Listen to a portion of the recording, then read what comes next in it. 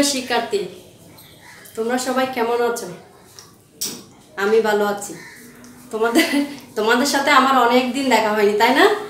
আচ্ছা, প্রথম অনলাইন ক্লাসে আমরা অনেক কিছু পড়েছিলাম, এটার উপর আমরা পরীক্ষাও দিয়েছি, তাই না? হ্যাঁ, আমরা অনেকেই পরীক্ষা দিয়েছি। খুব ভালো রেজাল্ট করেছো, তোমরা খুব ভালো করেছো অনলাইন পরীক্ষায়। যেহেতু বাসায় বসে পরীক্ষা দিয়েছো, সেহেতু আমরা তোমাদেরকে পরিদর্শনেও গিয়েছিলাম। আমরা তোমাদের পরীক্ষাটা দেখেও এসেছি, আমাদের খুব ভালো লেগেছে তোমাদের পরীক্ষা দেওয়াটা দেখে।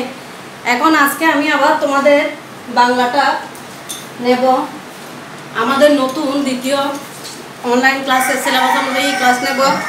সেটা হচ্ছে, আজকে আমি প্রথম ক্লাসটা তোমাদের ছড়া দিয়ে শুরু করব। কি দিয়ে শুরু করব? ছড়া। এখন সবাই একটু SW খাতা, পেন্সিল, রাবার এগুলো নিয়ে বসো তো। এখন বসে পড়ে তাড়াতাড়ি আমরা চট একটু করে ফেলি। হ্যাঁ, তাহলে তাড়াতাড়ি খাতা নিয়ে বসো সবাই। সবাই আমার বাংলা বইটা নেবে, অবশ্যই আমার বাংলা বইটা নেবে। সবাই খেয়াল করো, আমার বাংলা বই, আমার বাংলা বই, আমার বাংলা বইয়ের পার্ট 30 আর পৃষ্ঠা নম্বর হচ্ছে 42 নম্বর পৃষ্ঠা, 42 নম্বর পৃষ্ঠা। আচ্ছা, আমরা আজকে পড়বো মামার বাড়ি। মামার বাড়ি। দেখো মামার বাড়িতে কি লেখা আছে, এখানে দেখো অনেকগুলো ফুল তুলছে। হ্যাঁ, গাছ। মামার বাড়িতে তোমরা সবাই মামার বাড়িতে যাও, তোমাদের সবার নিশ্চয় মামার বাড়ি আছে। হ্যাঁ, মামার বাড়িতেই তো সবার বায়না, অনেক আবদার, তাই না? অনেক মজা করো নিশ্চয় মামার বাড়িতে। আচ্ছা, ঠিক আছে, আমরা মামার বাড়িতে আজকে পড়বো। মামার বাড়িটা হচ্ছে খুব আনন্দের একটা জায়গা, ওটা নিয়েই আজকে আমাদের পড়াশোনাটা শুরু করি। প্রথম পার্ট, দ্বিতীয় পার্ট থেকে আমরা অনলাইন ক্লাস শুরু করছি। সবাইকে আমি সালমান স্কুল অ্যান্ড কলেজের পক্ষ থেকে অনলাইন ক্লাসে স্বাগতম জানিয়ে আবার আমার পাঠটা শুরু করছি।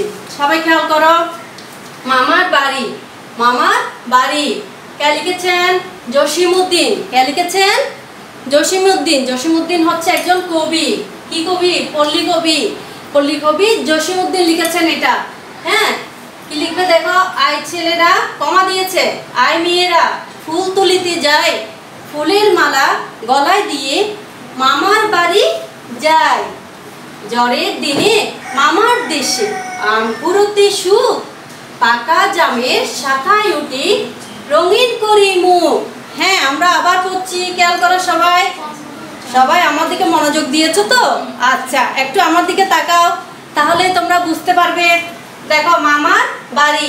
মামার বাড়ি জসিমউদ্দিন। কে লিখেছেন? জসিমউদ্দিন। আয় ছেলেরা, আয় মেয়েরা ফুল তুলিতে যায়, ফুলের মালা গলায় দিয়ে মামার বাড়ি যায়, ঝড়ের দিনে মামার দেশে আম কুড়োতে সুখ, পাকা জামের শাখায় উঠি রঙিন করে মুখ। নিশ্চয়ই তোমরা মামার বাড়ি গিয়ে আম কুড়াও, অবশ্যই। হ্যাঁ, মামার গাছের আম অবশ্যই পারো তোমরা। বছরে তো একবার দুবার মামার বাড়ি আমাদের সবারই যাওয়া হয়, তাই না? অনেক মজা করো তো। আচ্ছা, আমরা মামার বাড়ি ছড়াটা ভালো করে পড়ে ফেলবো সবাই, ঠিক আছে? এখানে আছে আমাদের 8 লাইন আছে, সবাই খেয়াল করো। আমাদের কিন্তু 8 লাইনই পড়তে হয়। হ্যাঁ, আমরা এই 8 লাইনটা আমরা পড়বো। মামার বাড়ি জসিমউদ্দিন, এই অবশ্যই কবির নামটা লিখতে হবে। কবির নাম অবশ্যই লিখতে হবে। কবিতার নাম লেখার পরে কবির নাম অবশ্যই লিখবে। তারপর এভাবে নিচে অবশ্যই দাড়ি কমা, এই জিনিসগুলো কবিতাতে অবশ্যই ঠিক রাখতে হবে। দাড়ি কমা কিন্তু বাদ দেওয়া কোনোভাবেই যাবে না। দাড়ি কমা না দিলে টিচার নাম্বার কেটে ফেলবে, ঠিক আছে? সবাই কিন্তু দাড়ি কমা সহ কবিতাটা ভালো করে শিখে ফেলবে।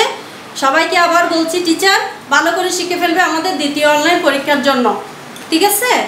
আচ্ছা, এবার আমরা শুরু করি শব্দার্থ থেকে। সবাই বোর্ডের দিকে তাকিয়ে আছো? বলো, দেখো, ভালো করে খেয়াল করো সবাই। শব্দার্থ লিখুন। কি লিখেছি? শব্দার্থ লিখুন। গীত 1 নম্বরে কি দিয়েছি? গীত। গীতত্ব গান। গীতত্ব কি দিয়েছি? গান। মৃগ 2 নম্বর দেখো, মৃগ। মৃগ মানে কি? হরিণ। হরিণ দেখেছো সবাই? হ্যাঁ, অবশ্যই দেখেছো, কোথাও না কোথাও তো দেখেছো হরিণ, তাই না? চিনো তো। তৃণ। তৃণত্ব দেখো, ঘাস। তৃণত্ব কি দিয়েছি? ঘাস। বৈকাল। বৈকালত্ব হচ্ছে বিকাল। বৈকালত্ব বিকাল। মৌ। মৌত্ব মৌমাছি। মৌত্ব কি? মৌমাছি। ডোল। ডোলত্ব কি? ঢাক। ডোলত্ব ঢাক। মৌচাক, মৌচাক হচ্ছে মৌমাছির বাসা, যেখানে মৌমাছিরা বাস করে, মধু সংগ্রহ করে রাখে, সেটা হচ্ছে মৌমাছির বাসা, মৌচাক। মালা, মালা অর্থ হচ্ছে হার, মালা অর্থ হার। আদর, আদর অর্থ হচ্ছে সোহাগ, আদর অর্থ সোহাগ। পূর্ব, পূর্ব দিক বা পূর্বে, পূর্ব দিক বা পূর্বে। সবাই একটু SW খাতাতে শব্দ অর্থগুলো লিখে ফেলো তাড়াতাড়ি করে, আমরা একটু পড়ছি। আবার আবার খেয়াল করো সবাই, দেখো শব্দার্থ লিখুন, শব্দার্থ লিখুন। এটা অবশ্যই উপরে লিখবে, লেখার পরে নিচে 1 নাম্বার দিয়ে লিখবে গীত, গীতত্ব কি? গান, গীতত্ব গান। মৃগ, 2 নাম্বারে দেখো মৃগ, মৃগ অর্থ হরিণ, মৃগ অর্থ হরিণ। তৃণ, 3 নাম্বারে দেখো তৃণ, তৃণ অর্থ ঘাস, ঘাস। 4 নাম্বারে দেখো বৈকাল, বৈকাল অর্থ বিকাল, বৈকাল অর্থ বিকাল। মৌ, 5 নাম্বারে দিয়েছি কি? মৌ, মৌ অর্থ হচ্ছে মৌমাছি, মৌ অর্থ মৌমাছি। 6 নাম্বারে দেখো ডোল, ডোল অর্থ হচ্ছে ঢাক, ডোল অর্থ হচ্ছে ঢাক। তারপর 7 নাম্বারে দেখো মৌচাক, মৌচাক অর্থ হচ্ছে মৌমাছির বাসা, মৌমাছির বাসা। 8 নাম্বারে দেখো মালা, মালা অর্থ হার, মালা অর্থ হার। আদর, আদর অর্থ সোহাগ, আদর অর্থ সোহাগ। পূর্ব, পূর্ব দিক, পূর্ব অর্থ পূর্ব দিক বা পূর্বে। আচ্ছা, আমরা তাহলে ভালো করে এই ছড়াটা পড়ে ফেলবো সবাই। সবাই খেয়াল করছো বোর্ডে? বুঝতে না পারলে অবশ্যই জিজ্ঞেস করবে আমাকে, ঠিক আছে? তোমরা শব্দার্থটা ভালো করে পড়ে ফেলার চেষ্টা করবে, শব্দার্থটা যত তাড়াতাড়ি সম্ভব ওটা তাড়াতাড়ি করে আমরা শিখে ফেলবো। আমাদের দ্বিতীয় অনলাইন পাঠ আমি পড়াচ্ছি দ্বিতীয় অনলাইন পরীক্ষার জন্য। এই পড়াগুলো SW খাতায় টিচার যেভাবে তোমাদেরকে ক্লাসে লেখাতাম শব্দার্থ সিরিয়াল করে, তোমরা SW খাতায় দ্বিতীয় সাময়িক লিখে বা দ্বিতীয় অনলাইন পরীক্ষা লিখে ওখানে তোমরা লিখে ফেলবে, এই পড়াগুলো তুলে ফেলবে।